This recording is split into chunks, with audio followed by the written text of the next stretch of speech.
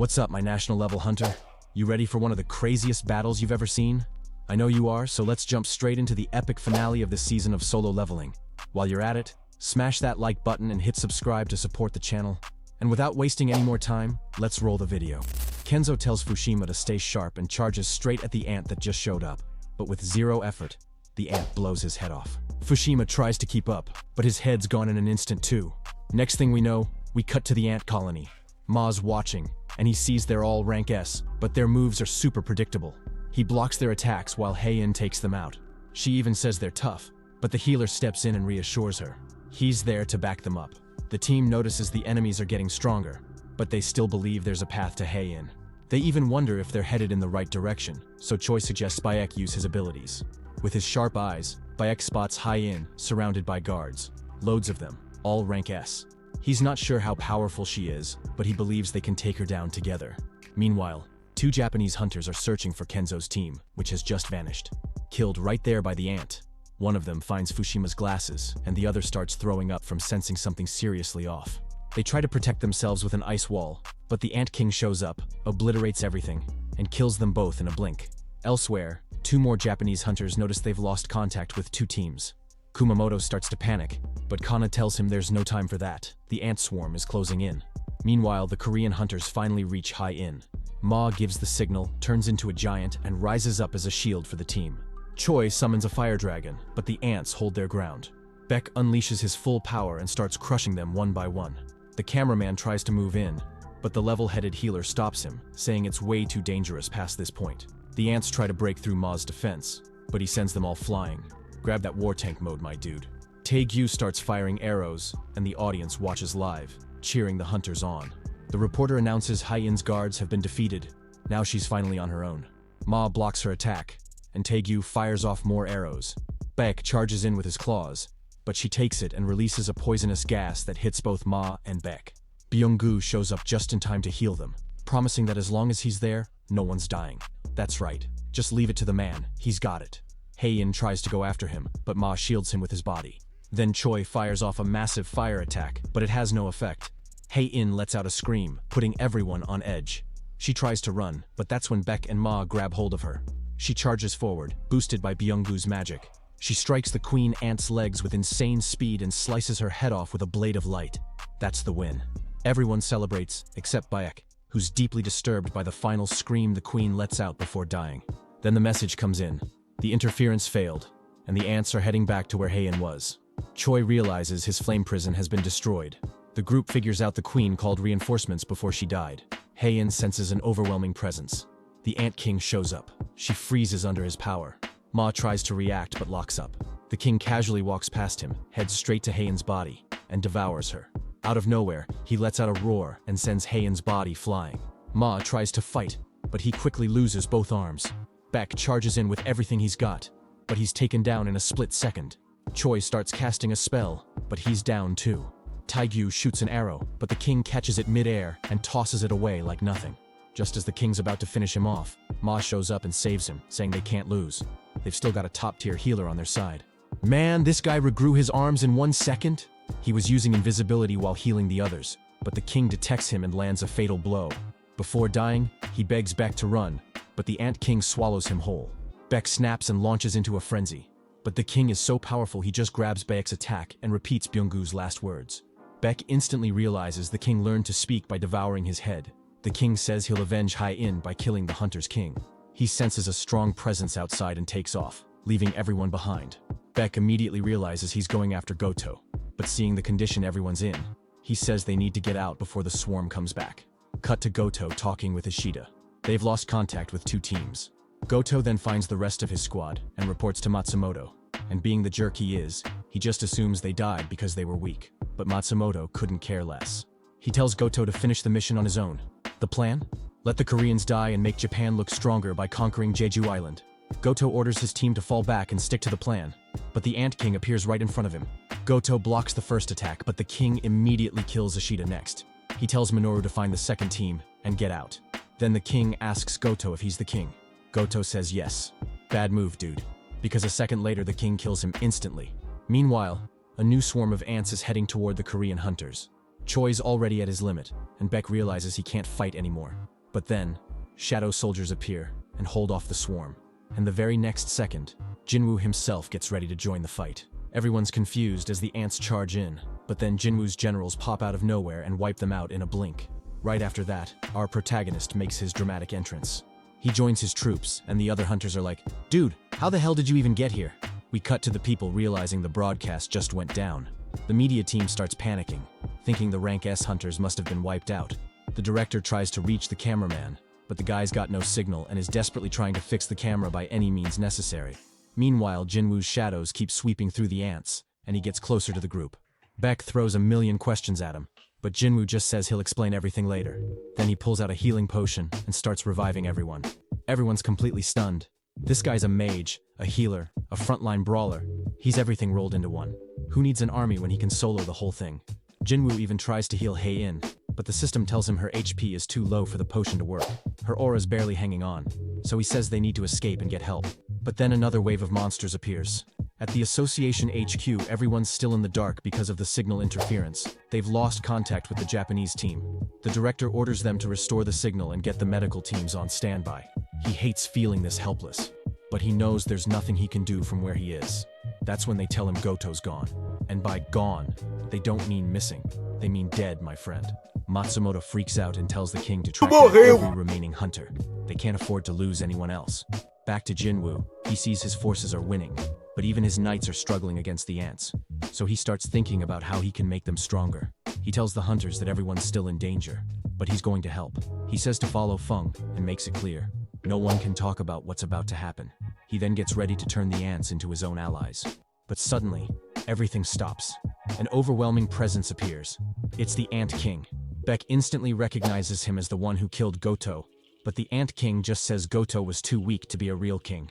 Then Jinwoo releases his monstrous aura, and the ant asks if he's the true king. Our protag, unfazed and straight up mocking him, just looks him in the face and goes, "Huh, a talking bug? Dude, this thing just wiped out a whole squad of Rank S hunters, and Jinwoo's clowning on him. His aura levels are on another planet." The two face off, and the king lets out a bone-chilling roar to intimidate him. But Jinwoo doesn't even flinch. The camera kicks back in right as his aura surges, and the director yells to get the broadcast live ASAP. Everyone's watching, stunned, as Jinwoo faces off against the Ant King. And now, it all comes down to him.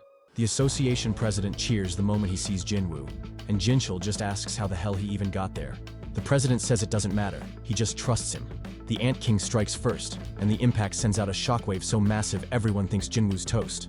But he's still standing, and he immediately counters with the ruler's hand, smashing the ant into the ground with a devastating blow. People are speechless.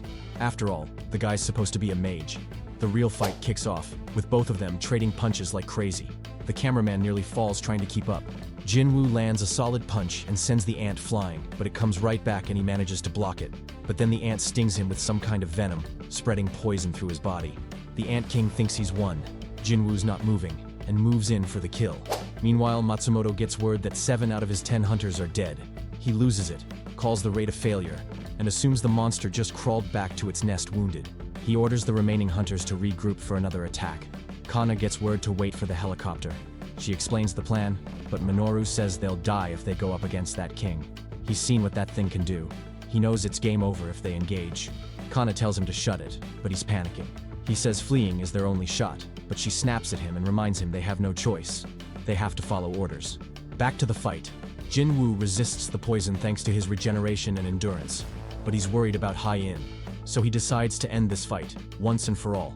He launches forward, but the ant dodges and powers up into its most dangerous form yet. Jinwoo's not holding back either. He equips his Demon Monarch blades, boosting his strength. Now the fight kicks into overdrive, with both of them attacking at insane speeds. As the battle rages, Jinwoo starts to get pushed back. The ant summons ice spikes, but Jinwoo dodges. Then, the cave ceiling collapses, and the fight continues mid-air. They're almost evenly matched in speed now, but Jinwoo slowly starts pulling ahead. He pressures the ant and throws his blades, creating an opening for a relentless flurry of attacks. But the ant still manages to respond. It knocks Jinwoo down and moves in to finish him. And here comes the insane moment. The camera zooms in on our protag about to fall, but he unlocks a new ability called Mutilation. In an instant, he lands multiple slashes on the ant and escapes death. He tries to end the fight, But the ant blocks with ice and begins to regenerate. Realizing it doesn't stand a chance, it tries to flee, summoning its ant army for backup. But then, Jinwoo calls in his shadow army, which wipes out the swarm. And Fang torches whatever's left. The Ant King is in shock. He was born to be the ultimate predator, and he can't even scratch our protag. The beast is rattled, plain and simple. It's like they say, one day you're the hunter, the next you're the hunted. He tries to escape by flying off, but Jinwoo uses the ruler's hand again, slams him to the ground, and finishes him off with mutilation. Victory confirmed. The system chimes in. Mission complete. The remaining ants scatter. But it's not all good news. Jinwoo rushes to Hae-in and sees how bad she is. Choi says the helicopter's arrived, but Jinwoo's not sure she's gonna make it. He pulls out his trump card, the elixir of life. But it doesn't work.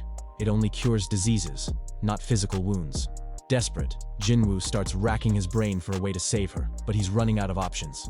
His potions don't work, Shadow Exchange is still on cooldown, and even so, Hunter who did it. Back to Jinwoo.